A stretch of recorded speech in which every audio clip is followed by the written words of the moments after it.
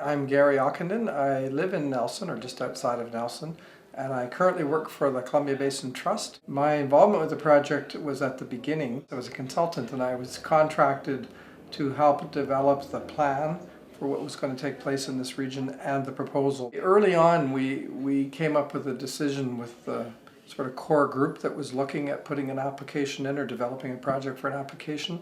And a few of the key things were the decision to do something regional rather than local and really foster collaboration and learning in this whole Kootenay boundary region, so not just one local area. That was one element of it.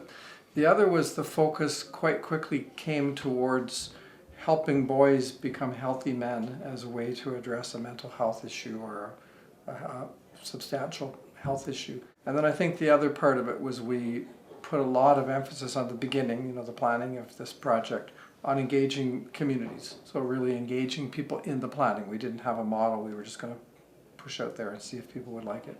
The group of people, the group of children that were mainly identified as where we see a societal change are boys, let's say approximately between 7 and 14. So at a formative stage still young, but in that vulnerable stage where they're forming into the young men that they'll become. And particularly we wanted to pay attention to boys, we wanted to help boys who have some disadvantages. At the same time, we realized we're not trying to identify problem kids and single them out in some ways, so we were looking for ways to help those boys, but in many cases with all boys. And mentoring became the model that we researched and were interested in looking at. So help the boys through their connection with men.